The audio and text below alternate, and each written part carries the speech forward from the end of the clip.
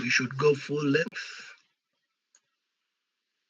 so that I don't give you stuff enough, more than enough, or more than you can be able to digest. Otherwise, without wasting time, I'm now making a presentation, and we can be able to step back a little bit. I think last time we talked about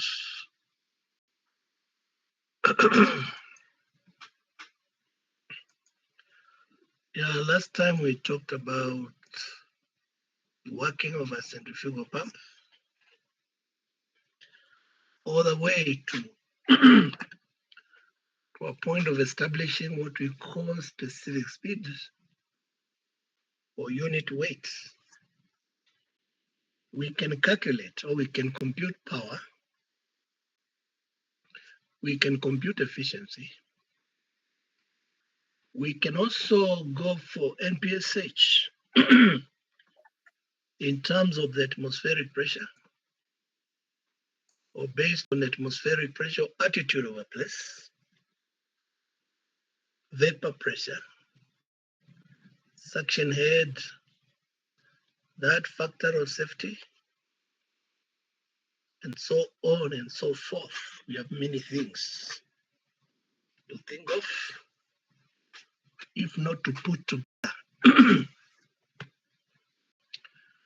We are not doing this for fun, but this is what you are likely to encounter in practical life,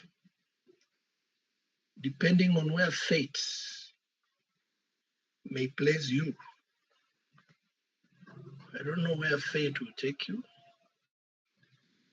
but let me believe that fate will take you to a good place. Okay? Let me believe that so that you can have a good life after all. Let me say that again. So after looking at the working of centrifugal pumps and established all those parameters, we finally talked about speed, power,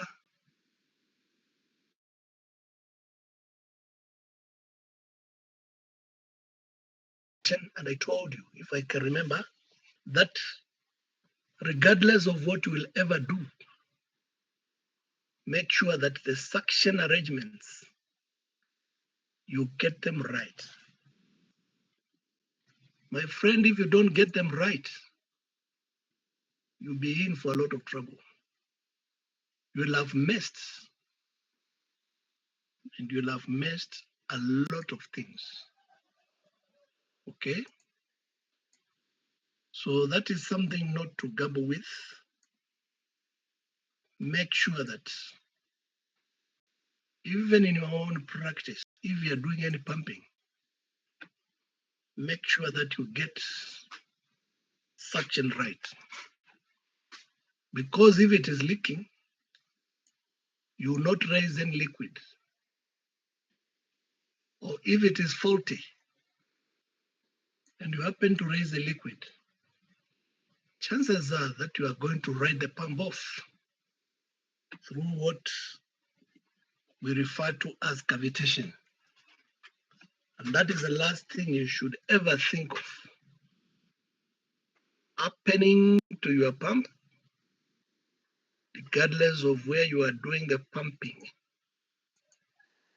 So without much of whatever, let's talk about these performance characteristic curves, specifically for centrifugal pumps. This is a core thing because from the curves, you can be able to tell how that pump performs without many words. And that's why even in your research, when you go for graphical representations of some things, you are trying to do a summary of very many things so that looking at the curves, I can be able to tell how much is the efficiency, maximum efficiency. I can be able to tell at maximum efficiency how much discharge I'm likely to obtain. And if I look at what I call shut off head, which I did tell you that shut off head is experienced when you have started the pump. You start the pump and you close the delivery valve. Let it run at shut off head and see and check whether the gauge will hit the maximum head developed by the pump. Then you open the valve slowly, not quickly, to avoid water hammer.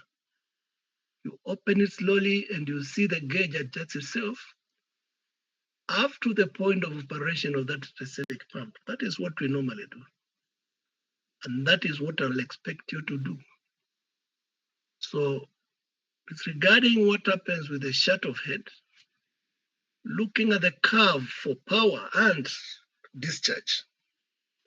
You can see it is only the power discharge curve which seem to bear more fruit. When the power is so high, the discharge is so high, okay? When efficiency hits maximum, it doesn't matter what you will do. The thing is, your pump will not be able to pump at a higher head than that, though the discharge may also increase, okay? You can be able to tell that from the curves. And that's why I was saying that it pays to look at the performance characteristic curves for the centrifugal pumps or for pumps, because that tells you a million languages about the performance of the pump. Now, when you go to organizations like Davis and Shetleaves, and let me say you are trying to procure, or you are trying to get a pump from those guys, you've got to be very careful with these curves, because sometimes they don't give you the exact duty point. But to impress you that the pump is still okay, they extrapolate on the performance, they extrapolate on efficiency, they extrapolate on power and other details. And when they do that extrapolation, you find that you have gotten a pump, you have installed it, you are running it, but then it gives you a lot of problems, or you get a lot of problems. Then you wonder, where did you go wrong? And that's why having a knowledge of what is happening when you're using these performance curves is also very important, okay? Because you can tell when you are being cheated. You can also tell when we are not being told the truth. And you can tell also when we are being told the truth, okay? Because what I've discovered is that many people do not understand what really goes on. And because they don't understand what really goes on, you'll always go ahead and give the client, if not the farmer, the wrong kind of thing, you know. Now, when you look at the performance curves, let me say that you can plot a curve for efficiency or manometric efficiency against discharge. You can have it in isolation. You can have a curve for the shut-off head against discharge. You can be able to see that. You can also have a curve of power against discharge in isolation, okay? the case as the case is with these curves, you can have a curve of head against discharge in isolation. But then sometimes, in practice, you decide to combine all of them. You combine all of them in one graph or in one curve, and you see what they can be able to produce for you. What happens when you look at this kind of a graph or this kind of a curve? On the right hand, you have a portion for the shaft of head. We have a scale for the shaft of head, which is the same scale you're using for the head. Okay? You have also a scale for BHP, which is required for shut-off pressure. BHP stands for what we call break, not break, not B-R-E-A-K. There is what we call break. Okay? Up to sometimes we talk about the brake horsepower. Okay? So we talk of the brake. Okay? So I think it is written the same way as brake that we normally use in our cars. But when we talk of the brake horsepower, BHP, it actually is an imperial unit of power, which is equal to 1 horsepower. Okay? But it is only used as a measure of power which is available at the shaft of an engine. That is where you come across it. So we refer to it as brake horsepower. Brake horsepower is slightly larger than the normal horsepower because it will range compared to 1 horsepower.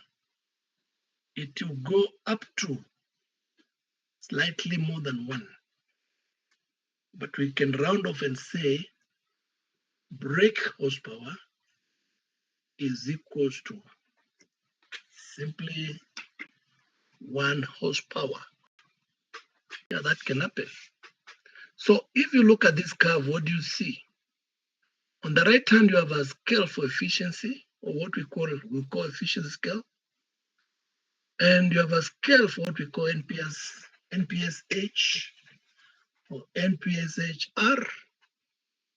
Okay? Otherwise, on these curves, you can be able to mark out what we call BEP, which is the best efficiency point. The best efficiency point when you look at your efficiency curves, when you look at your NPSHR or NPSH, as simple as that, and then you can be able to also mark out the duty point of that pump.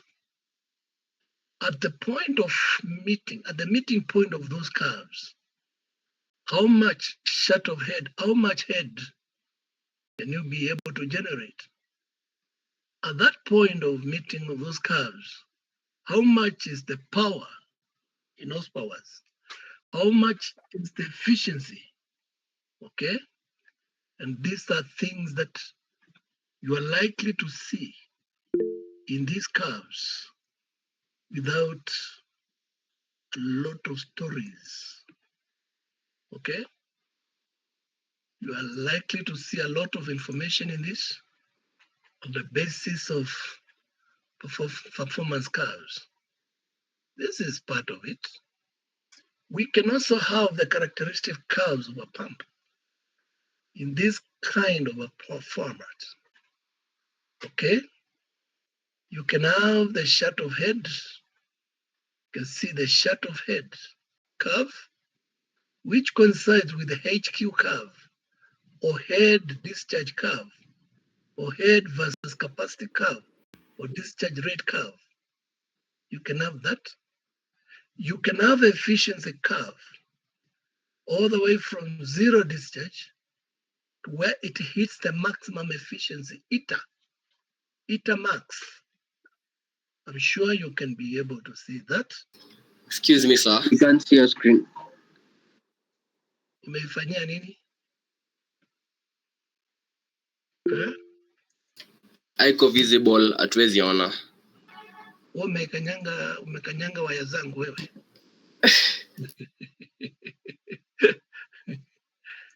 Mmoja wenu amekanyanga waya zangu.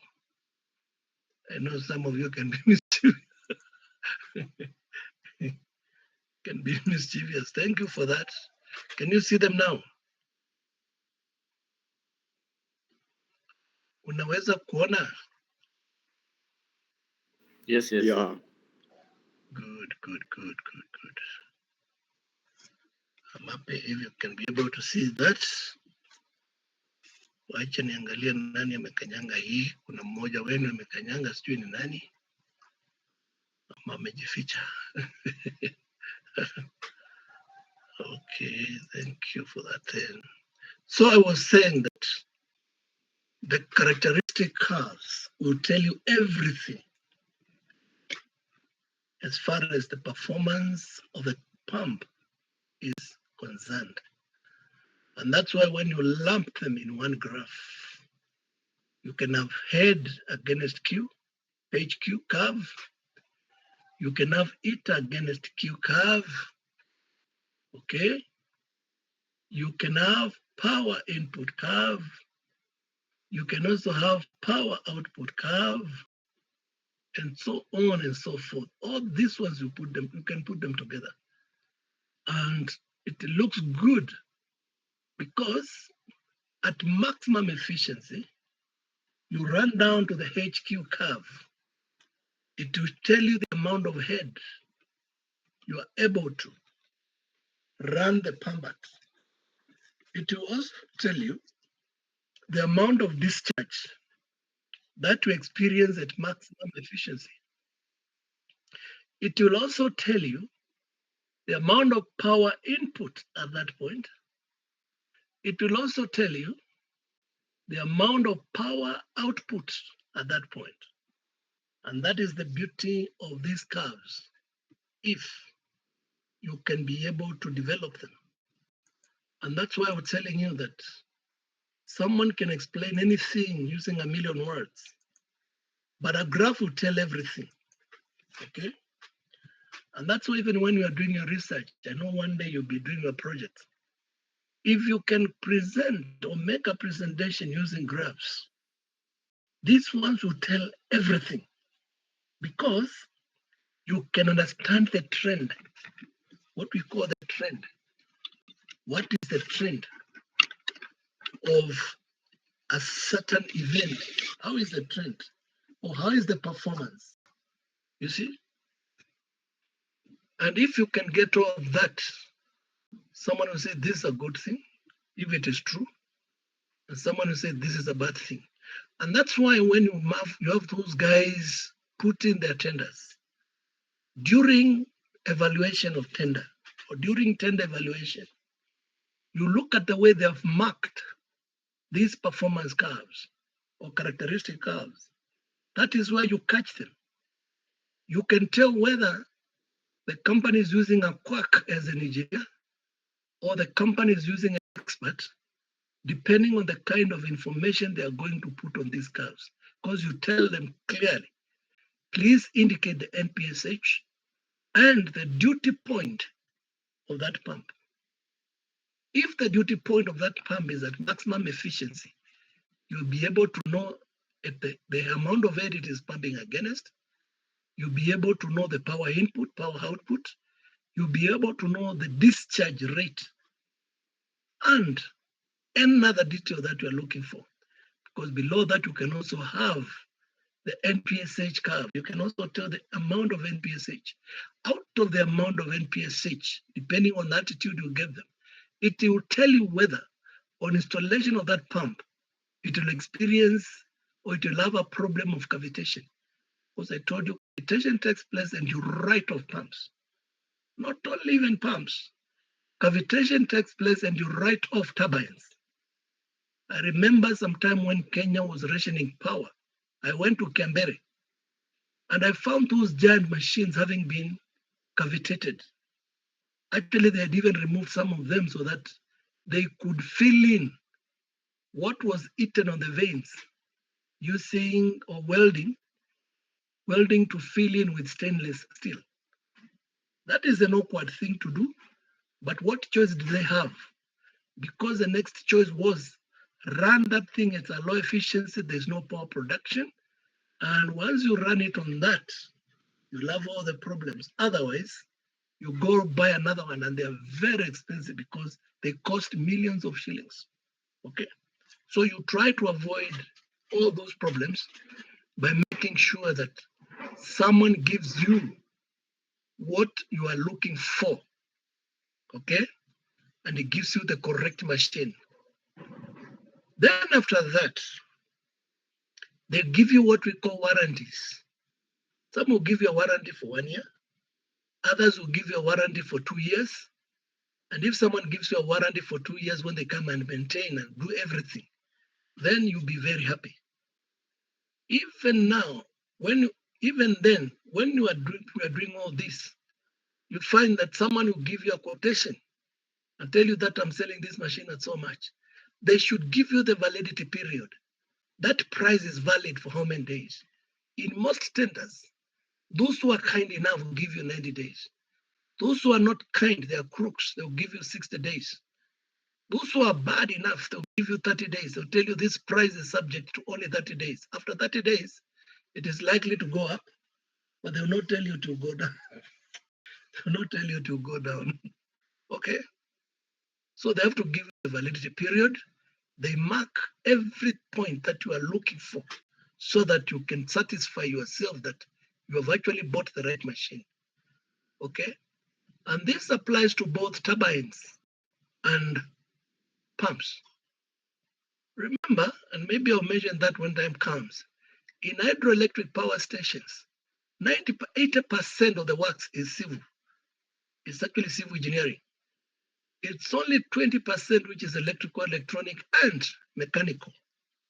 And then there is the social aspect of it, which is not quite engineering, but you cannot ignore it because you have to advocate, you have to deal with the locals so that if the project is within their domain, then they should accept it and accept it as part of that to make your work easy when you're generating power in that area. Anyway, performance characteristic. So this is what we lump together. And you can see at a glance how your pump performs. You can have that, you can also have this. This is another format, but in my opinion, this is good. This is a good way of putting it. This is okay also. You can see head, you can see efficiency, you can see horsepower, output, brake horsepower, you can see the efficiency, and so on and so forth. You can also have this where you have head against Q, you have efficiency, it against Q, input power, output power. You can also have a speed curve. Speed remaining constant, you don't see much change. Otherwise, it's on the same axis. You can have a scale for efficiency, power, and head and all that, but discharge remains discharge on its own. You don't interfere with that because that is our point of interest. Because when you're saying, I want to pump so much, what exactly are you getting at what point? And that's why we talk of the duty point of your pump. You see? So this is how you put them together. Remember, if we split all that, we can have them in this format. You can have an isolated curve for eta versus Q. You can have an isolated curve for power versus Q. You can have an isolated curve for shut of head or head versus Q. But then it is best when you put them together and you have this kind of, let me call it a conglomeration of curves, okay? It will tell you everything, and you can mark the duty point of your pump. Different companies, depending on what they are doing, will give you different set of curves. These are for centrifugal pumps, okay? And these are for centrifugal pumps when, let me see who is coming in and is stepping on my system again. Okay. Yeah, that is good. Okay. So this will tell you everything, and you'll be satisfied by what someone gives you this. You tell him, my friend, whatever you have given me, come and install it. You do the testing. Then after they have installed and they have tested, not you to install. Your work is to go for commissioning. On the day of commissioning, you call all of them. You call the client, you call the supplier, you call whoever else is a stakeholder, if not a stakeholder, and let them see the performance of that. I remember one time I was doing it for Gilgil Barracks, Gilgil Military Barracks, when I was at your age and had a lot of strength to run around, We called everybody. But a friend of mine had done this. And every time when it comes to design, we used to quarrel. We used to quarrel for reasons I'll not let you know. Were professional reasons. So every time he used to do some things, I knew that he used to do them wrong. But I'll tell him, hujafanya vizuri. So that day we called everybody. Military barracks people, Kenyatta barracks, sijui 5KR, sijui anti-stock theft, because they were all being supplied from the same area. And we're all there to see the performance of that thing. When we switched on for pumping to start, nothing came out. We tried the whole day, then nothing worked. And I told him, my friend, you have to do the whole thing, all the way from the intake works, come up with a rising main. Up to that point, where you are supposed to do pumping after the treatment works. Okay? And once he did out what I was telling him, not that I was a better expert, the whole thing worked. And he was very happy. We did another one for Kabarak those days.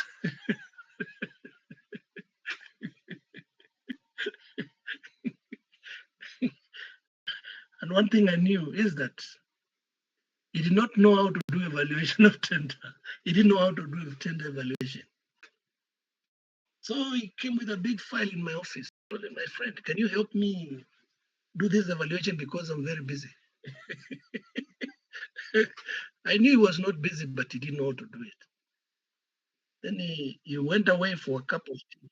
By the time he was back, I was done. Kumwambia kitu nimemaliza, pea fulani. Hey, you mean you are so fast? Kumwambia that is the best supplier you can come across. And I gave them a brief report. I wrote him a brief report as to why he was the best. Okay? We went to Kabarak, put that thing, and it worked very well. Okay? And that's why I insist. If you're supposed to do something, if you're supposed to know something, make sure that you know it inside out. Unasikia kama?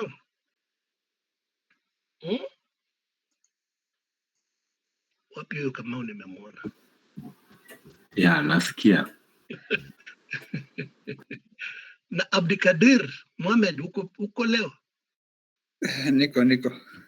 Unasikia vile mimi nasema? Yeah. Make sure you know something and you know it thoroughly well. Okay? You know the problem with you guys? Wacha niwaambie. When you start looking for jobs, baada ya kumaliza, you want to go, I don't know, to consultancy firms, or NGOs, not NGOs, but parastatals. wish some of you can go to the army because they have got engineering units when they are taking cadets. Those guys don't take anything for granted. Everything they do, you must know it. Because it may mean death or life.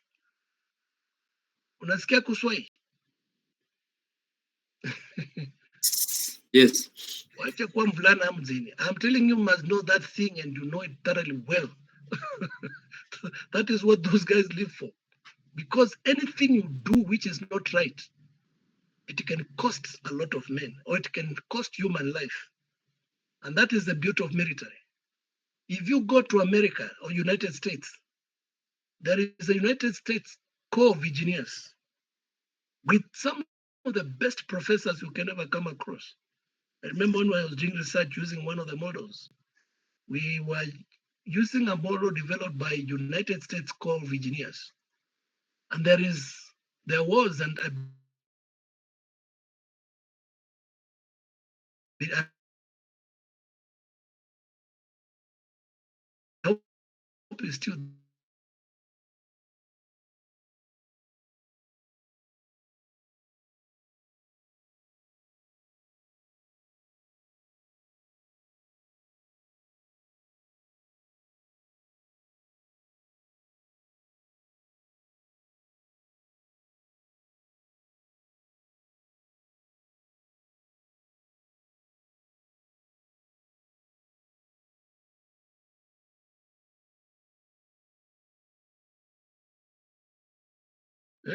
useme hatuwezi ukakimbia.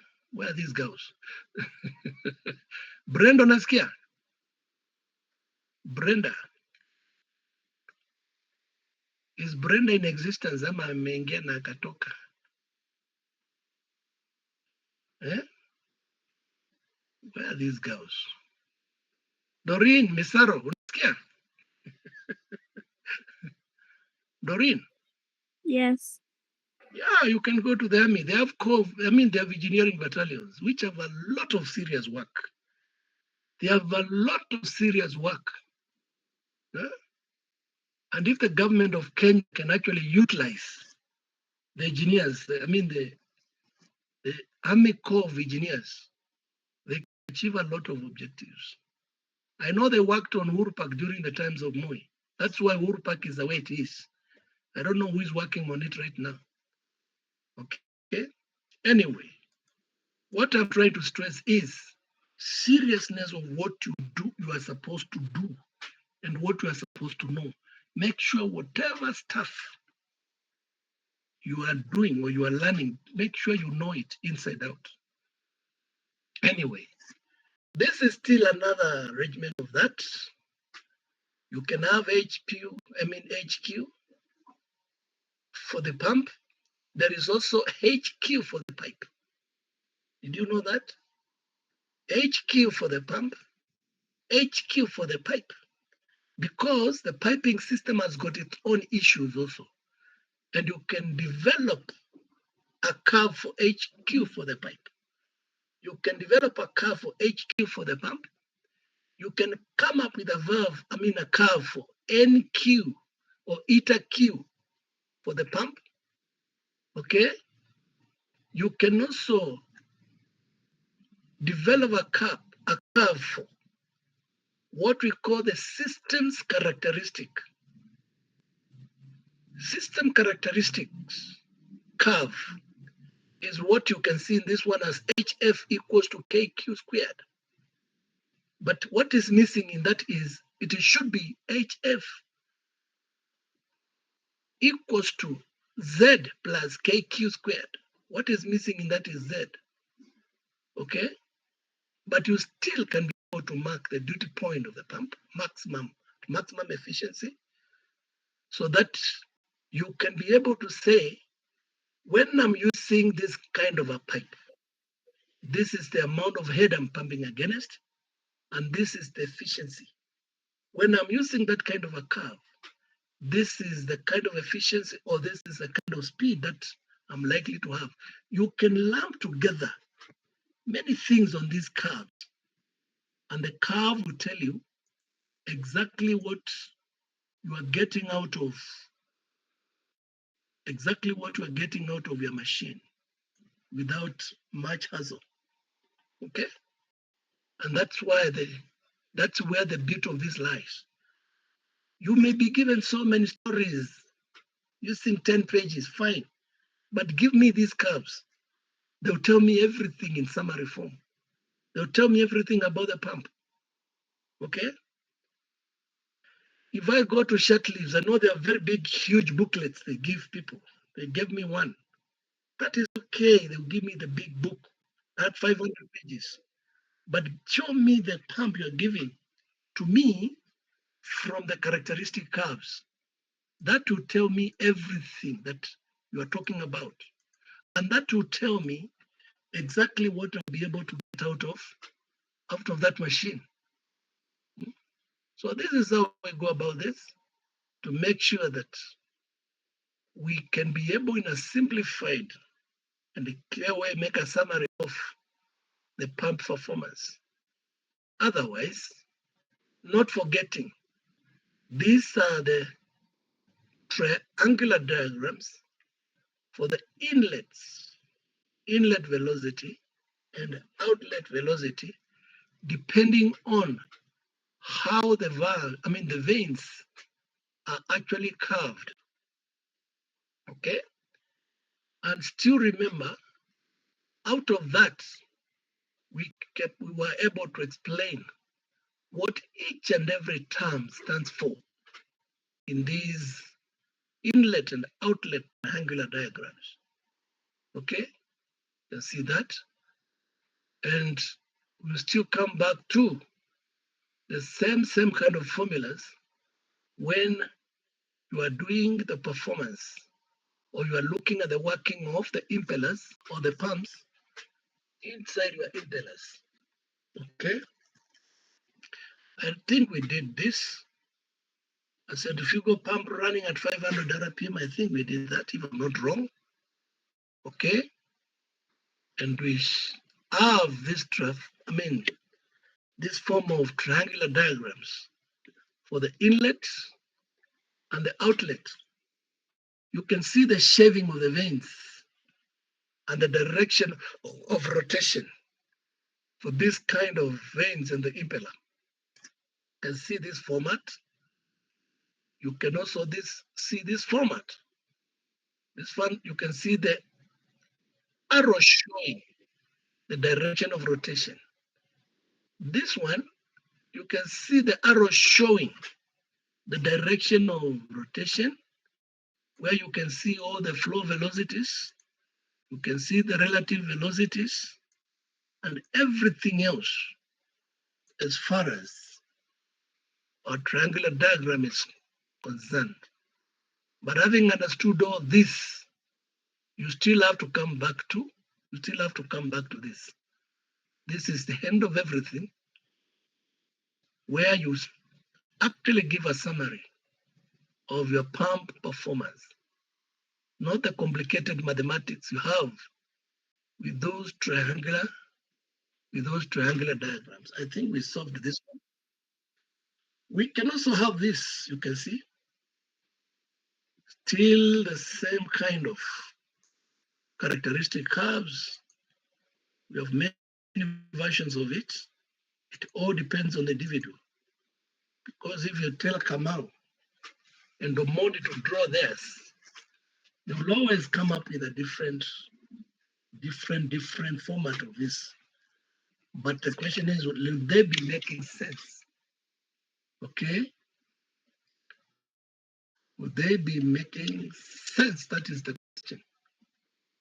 Okay? You can see the efficiency curve, you can see the head capacity curve, you can see the brake horsepower curve, the blind all that.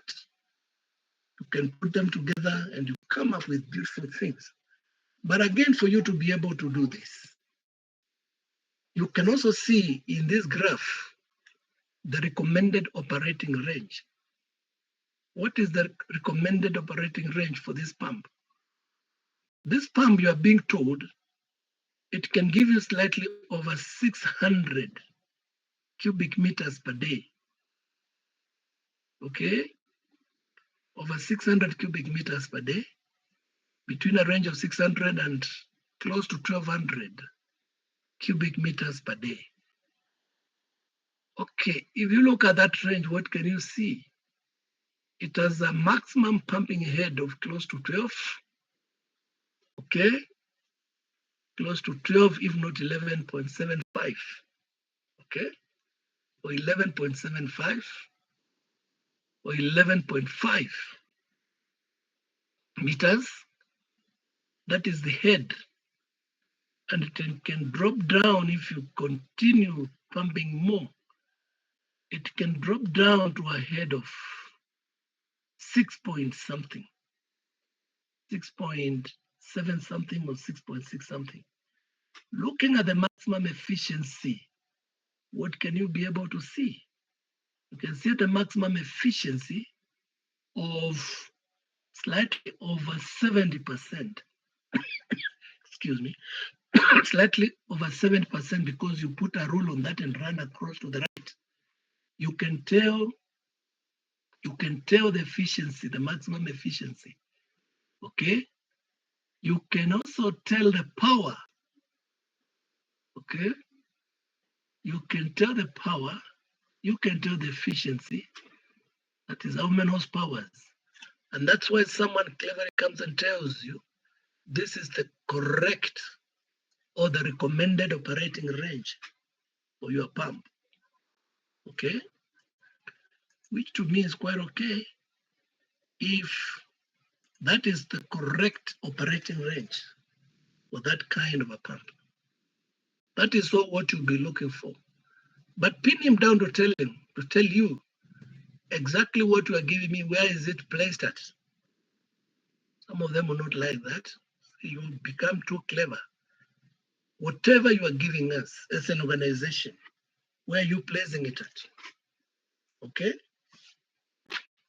They'll tell you where they've placed it at. And if you understand these things, that's why I told you you can understand, you can know whether you are being cheated or whether you are being told the truth. This could be performance cars for a low lift pump, because you can see the pumping head is not more than, it is not even reaching 20. Okay? That means it's a low lift pump, and even the horsepower is not so much because the scale goes up to 6. The efficiency is okay, it goes up to 100 because that is something that you actually expect out of a good performing machine. Okay? Then after that, I think we talked about all this.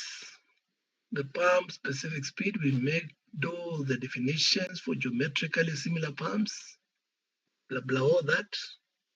And we showed how we can be able to come up with pump specific speed, which is dimensionless. Okay? Pump specific speed still, until we found that n squared equals to h 3 upon 4 of upon q. So you can get n out of that. And with the pump specific speed, say n is proportional to h upon 3/4 of h, or h raised to power 3/4 by the square root of q, or n equals to kh 3 upon 4 of h. I mean, n equals to k by h raised to power 3 upon 4 square root of q, where k is a constant, and all that. Then from there, we run a summary of the same. Okay, performance characteristic curves. Otherwise, in a generalized form, power for these pumps is given by rho GQH by eta. And I told you that is in watts. You can convert that into horsepowers by dividing, when you divide by 750 or 747.75, I mean 71 to be precise. Okay? Otherwise, so these are stories, but we have done the core thing. Any questions on that? Gentlemen and ladies? Anyone with questions on that?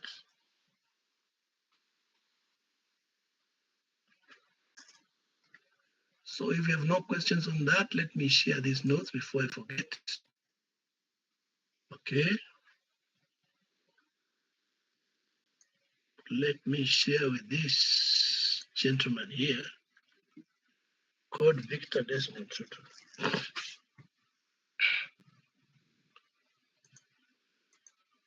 Having seen or having done the pump characteristics, curves, we come to the end of centrifugal pumps unless we look at the nitty-gritties of these centrifugal pumps. And what are the nitty-gritties? Let me see whether I have any summary. The nitty-gritties, which you need to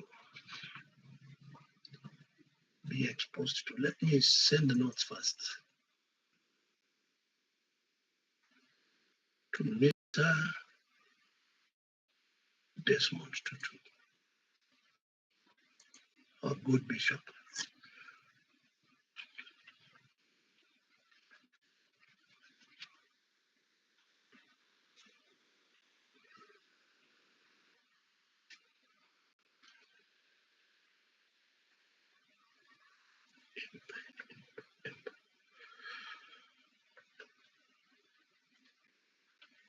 Okay.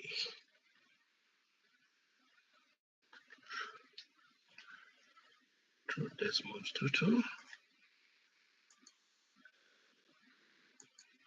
This is LNS.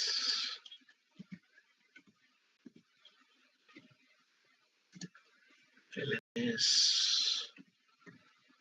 centrifugal pump.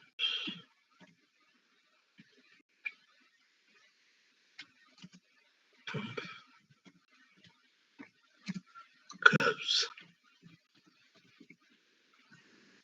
Centrifugal pump curves. And yet to you and me, you're all, including me, say please find.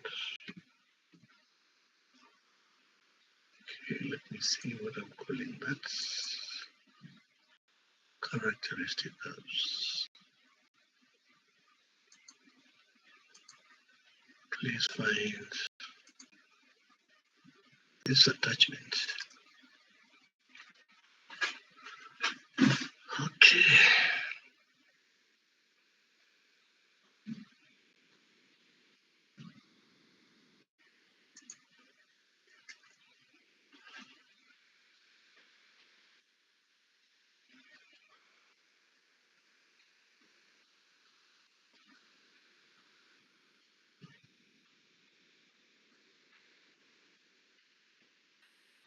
Okay.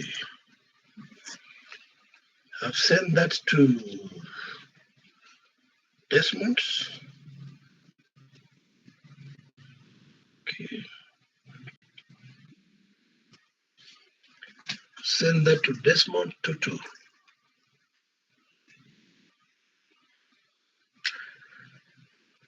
Before that, I also have a special presentation on the same. This one I may not talk much about it, but if you want further reading, I can share this. Okay. So if you're interested in further reading, I can share this. Okay. Because you can see still on centrifugal pumps, talking about the impellers and many details. Then in color.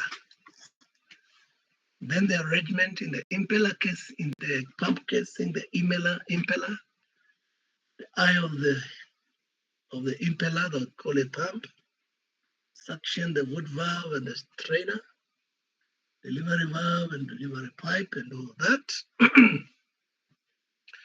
Then we have the details of the casing. That is a diffuser casing with a fluid inlet, guide vanes and impellers. And we talk about the casing a little bit more. This is in color. Then the suction pipe, which connects to the center of the impeller to sump, from where the liquid is being lifted by the suction pipe.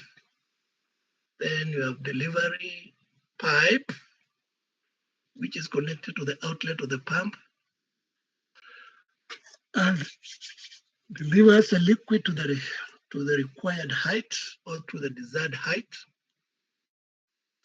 Then we have a classification of these centrifugal pumps, still the same thing, but in this case, slightly a different approach. You can see the volute type, the user type, and you can see more details still on the same. On the first diagram, where you have the volute chamber, the suction, the impeller high, the impeller, and the discharge, all those arrangements. Where we say shape and type of casing, either volute or diffuser, vortex or volute casing with guide blades. Here we have the impellers, whether shrouded or what we call closed type or the open type of impeller. And this is how they look like when you would like to see those differences of shrouded ones and open ones. The ones which are made of stainless steel, the ones which are made of cast iron.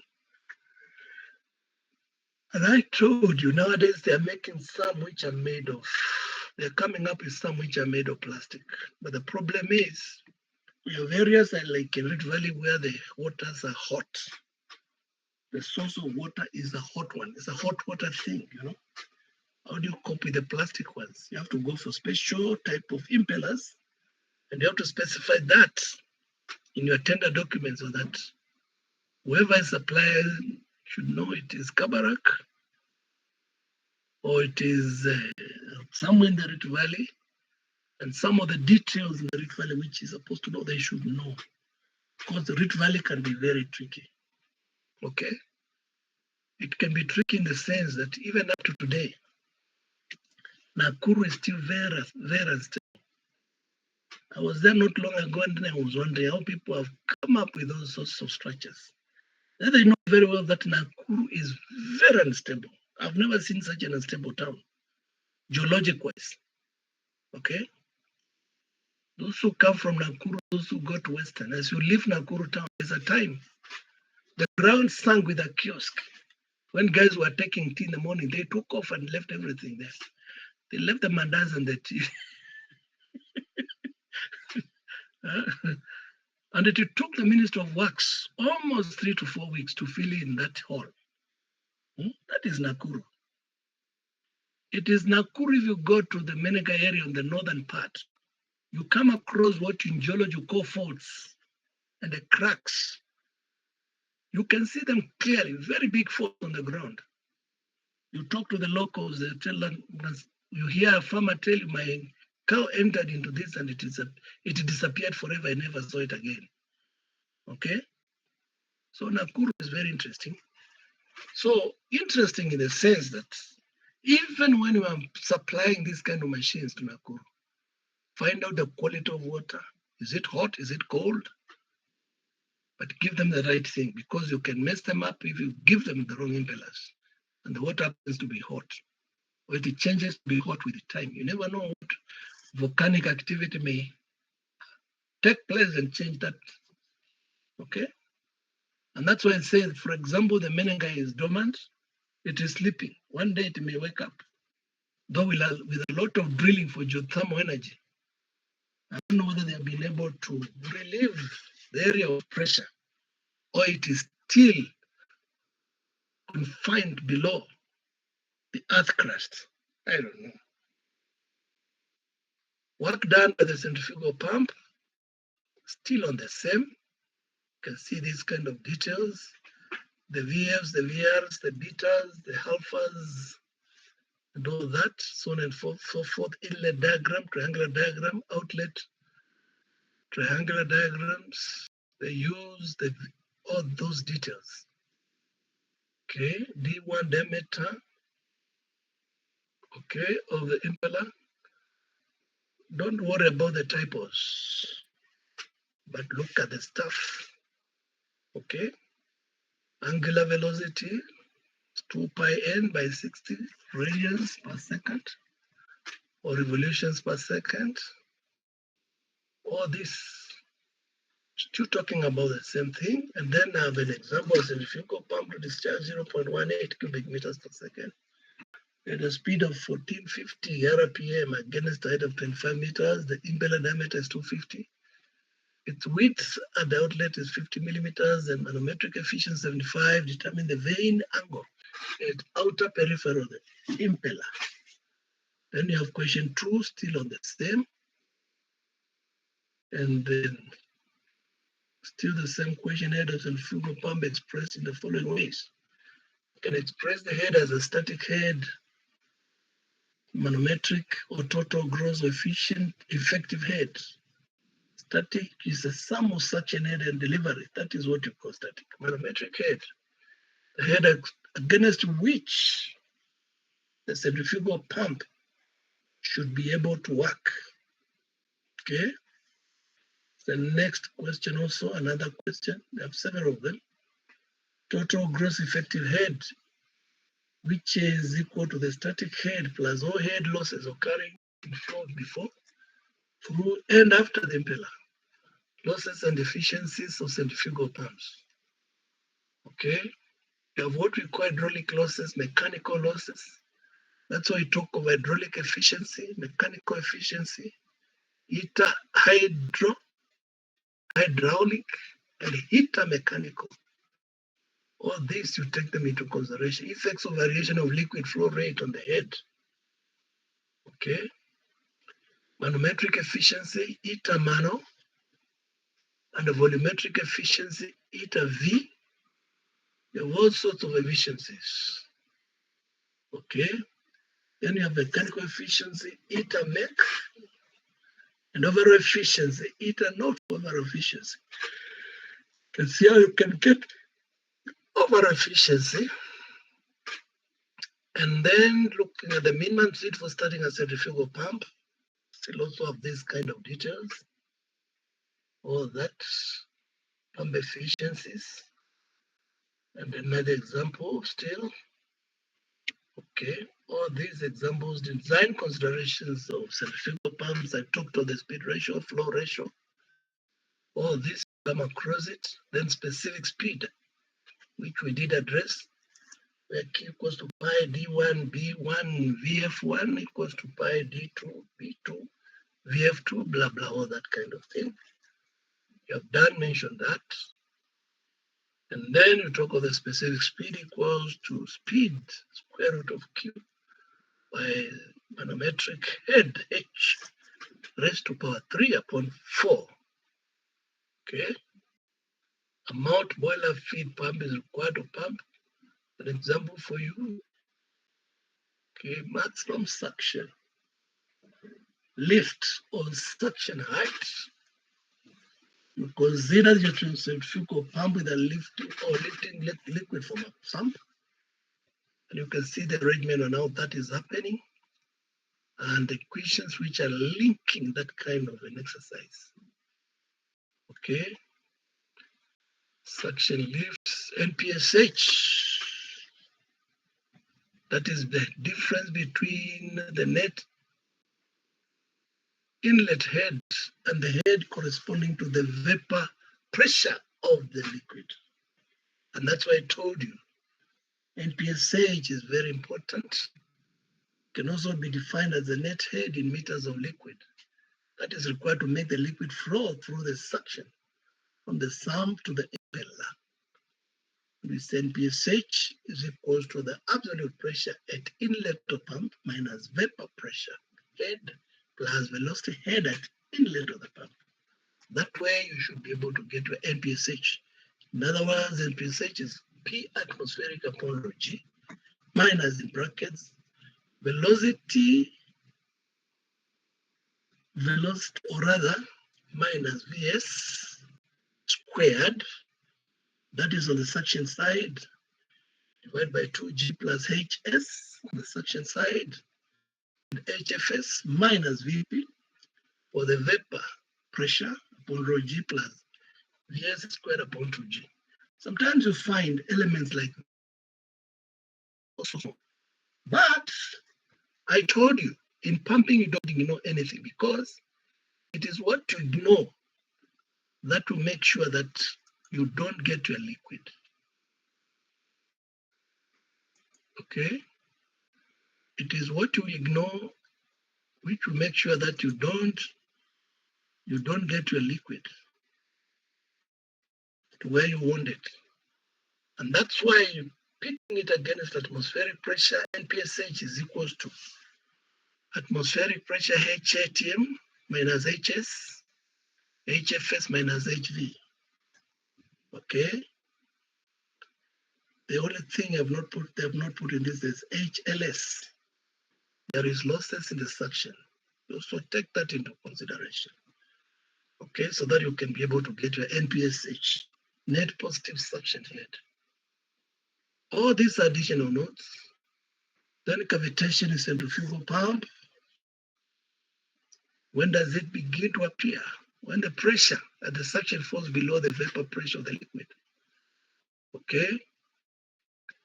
And you find it actually increases with a decrease in the value of NPSH. That's why I told you NPSH is very important because there is a detail I'm not going into what we call the TOMA. You apply what we call the TOMA cavitation number. You come across the TOMA cavitation number in serious designs. And when you take into consideration the TOMA cavitation number, I believe should be the same TOMA in such tanks, because there is a TOMA formula or equation for design such tanks. So talk of the TOMA cavitation factor. You see, it is a dimensionless factor you'll be able to apply. Okay? Why do you apply it? So that you can be able to predict or possibly you assess whether there's likelihood of cavitation in hydraulic pumps and turbines. Actually, is denoted by eta, not eta, sorry. It is denoted by sigma, okay? And sometimes you say sigma C for the TOMA cavitation number. It is given by what? Huh? I don't know, let me see where I can place it.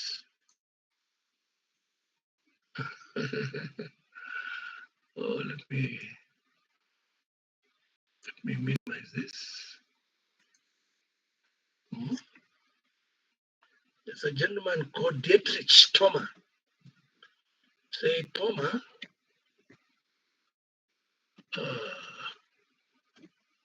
was a German engineer. Thoma, we call him Thomas. Thoma cavitation number. Let me give you that. So I've already shared this, but you can edit in your notebook. Then you transfer to that because you can edit my notes. Tuko pamoja kwa hiyo. Call it Thoma or Thomas cavitation number. Let me see what I can insert with that. I have a symbol for sigma. Yes, I do. I call it sigma C equals to what I'll put in here for you, or what I'll put in here for us. Say it's 0.044, 0.044, Okay, let me see whether I can put my brackets here.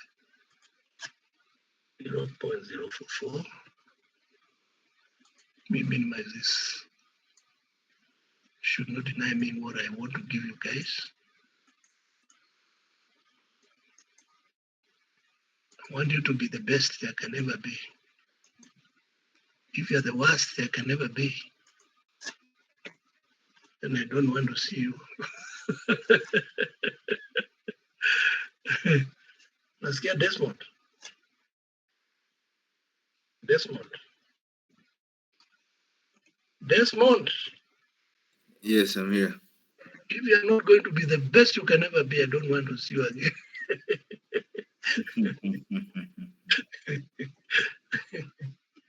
Yeah? Because I would like you to talk with confidence. Say, my name is Desmond Engineer, Desmond Tutu. And I'm schooled properly. Huh? Huh? Nasikia Abdi Kadir. Abdi, are you there? Yes, I'm here. Hata ukienda kuuza ngamia waambie, my name is Engineer Abdi Kadir. Unasikia? Waambie wasikuone hivi hivi tu.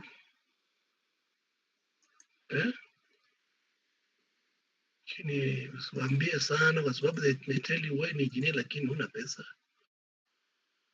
Hata yule jamaa anakusomesha hana pesa, yeye ni maskini.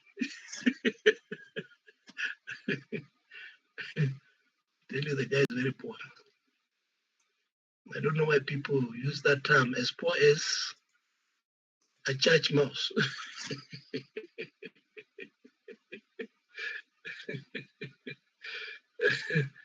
That is for, actually this is for turbines. Okay.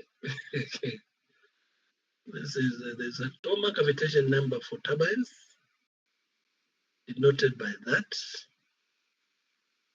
for the net positive suction head. Let me save cavitation factor for pumps. Okay. Cavitation factor, it is almost, actually it's the same thing. The only thing is, where do you apply it? Okay. Where do you apply it? Is it into turbines? Is it into pumps? Okay. So these are things that you cannot be able to ignore. Otherwise, what I've given you for this is more or less like what you may use for pumps. But I told you, pumps and turbines, they are cousins. Because one is a reverse of the other. Okay? One is a reverse of the other. And even if it's a reverse of the other, we can be able to share the knowledge. Because if you look at that centrifugal pump and a turbine, we have axial flow turbines. Do you want mixed flow turbine? We have reaction turbines and impulse turbines. Okay.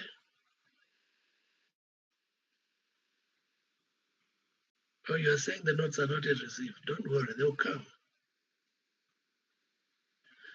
Nakwambia your system has a problem, Desmond. Sababu haitaki kupokea. It's not mine, it's yours. Because No, the other notes is patanga. Mine is okay, Desmond. Which ones are you afraid you may not get? Because even yesterday we had to resend the link again. Was it because of me or you? I think it's on your side. Oh, you think so? Yes. Oh. So you're telling me I should do something about it? Probably, because I haven't received the notes yet. So I resent. Yes. So hizi zote hujapata nisitume tena? Yeah, leo pekee. Leo peke yake. So the ones I'm calling additional notes, do you guys, are you interested in them? Mama niwache tu. You can see for the critical Thomas cavitation number, sigma C, or Thomas cavitation factor. It's 1.03 by 10 raised to power minus 0, ns raised to power 4.3. Okay, so this is very detailed, and you still have performance curves. Okay, it doesn't matter whether they're in feet or they're in meters, because in this case you can see meters and feet on the right hand side or gallons per minute or something like that. You should be able to convert from one system to another. Okay, and that marks the end of this. So will you be satisfied with the first version, or you want both?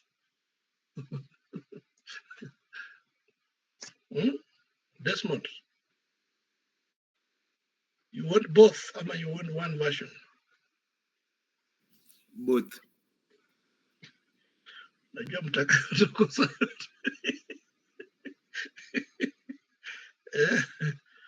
Mtaka yote kukosa yote. Desmond, mtaka yote kukosa yote.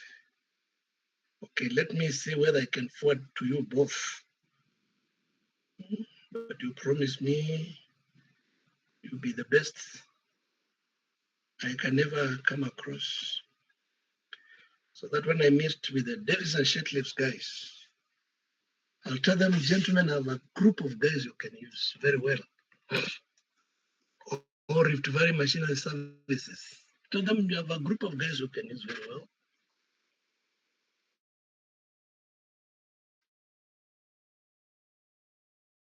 And mtu class nimwambie kuna mmoja ambaye akujangi lakini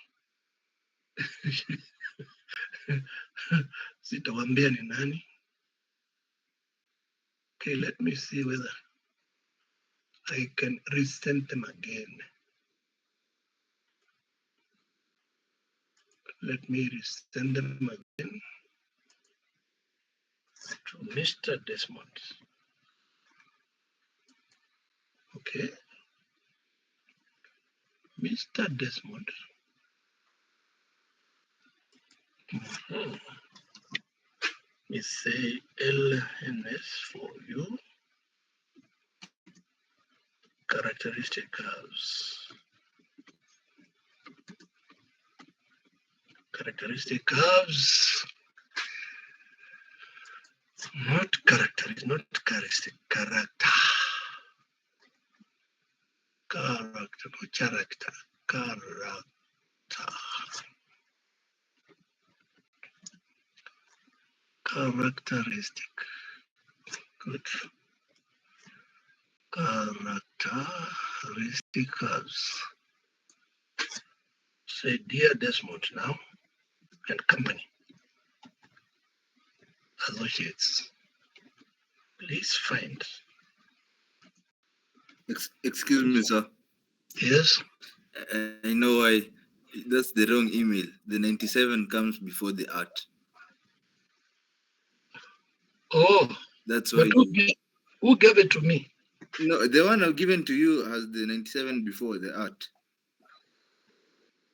Oh, so this one comes before? Yes. That's Naili talk about P.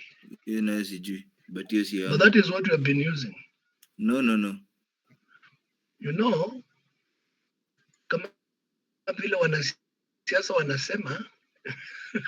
So even if you check your text right now, I've sent the real email. Okay. That one I sent before one. Okay, let me see the amount to two. The second one. The second, oh, this one? Yes. Oh, now it may come, eh? Yes. Thank you then. My system is good. Huh? Centrifugal. Mi singejua hiyo. Hii kitu na keep records.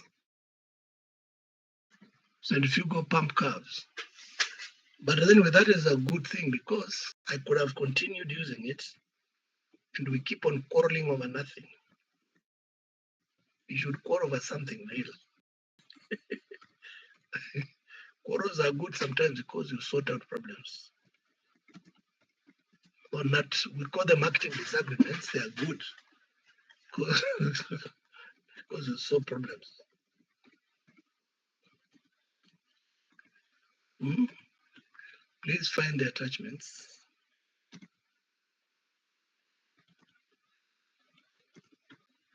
Okay, if what you have given me is true, let me see whether it can come. And I think it should come. I have the characteristic curves.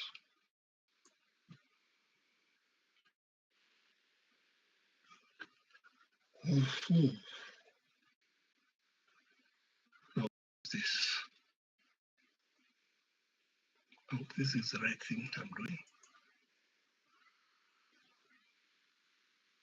Go to Desmond Victor, good. And then let me attach the second version. In a Rafiki,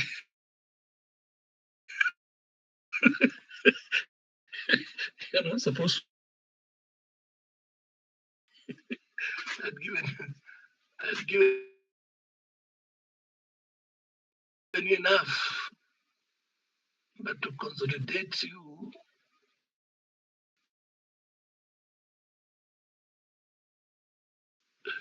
in your Rafiki. So when it comes, please make sure you tell me it has arrived. Give it a cup of tea so that you can be happy with it. Eh? You don't keep quiet when it arrives.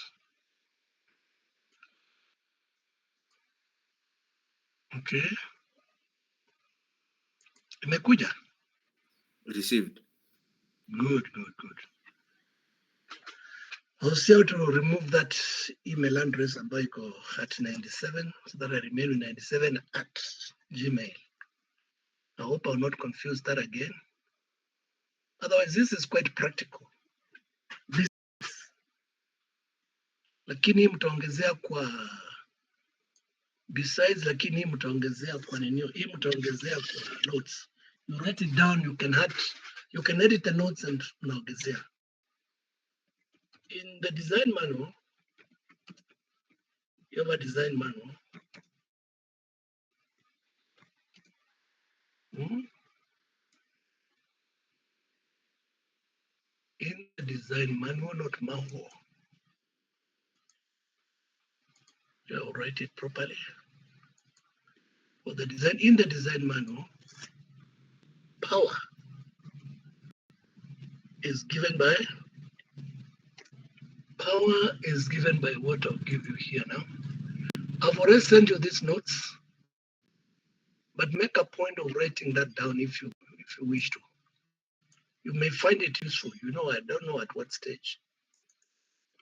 If you go to Botswana, power is given by QH. Yes, divided by 102. Divided by 102E. Where I don't like calibrate. And this, I think this should be at 24.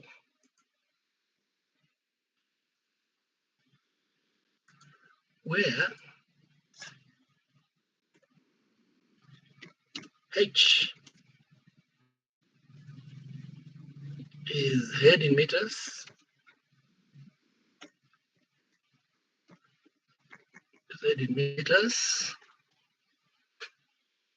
Mhm.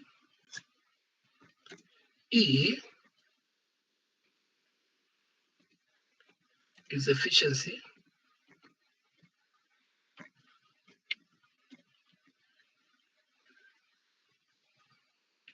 is efficiency.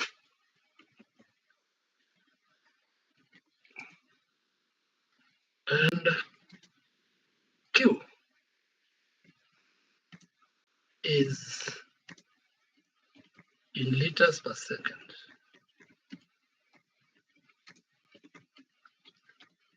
If you go to the design manuals of the Ministry of Water, this is what will come up. Or these organizations, I don't know whether it's the Ministry of Water or which organization. Put that down it's for your good. Okay. I'm remembering this when I've already sent you the notes. You can say power equals to that. And whatever you get here, I think is still in watts. Let me put the brackets there. Say this is in watts. Though you can compare with power equals to rho g QH by eta. See whether it gives you the same thing. Okay. See whether that gives you the same thing. Edit the notes and put that in, if you don't mind, please. So that if Davis and Shatcliffe lands on you and they give you a pro box as a sales representative, as a sales engineer, you should be able to perform for those guys. Okay? Now, if you don't mind also, let me add something and say, look at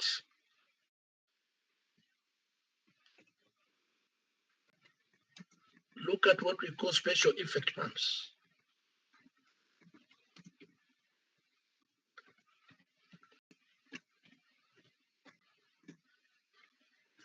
There's what we call special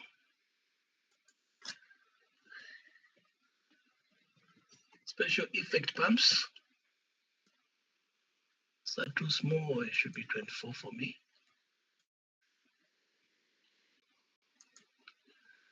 There's what we call special effect pumps. Which ones are these?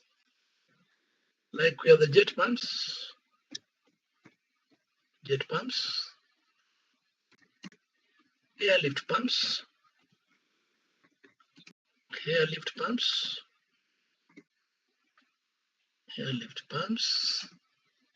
jet pumps, airlift pumps. And for once, please have a look at submersible pumps. That is pumps for boreholes. Look at submersible pumps. In fact, these ones you may give me as an assignment.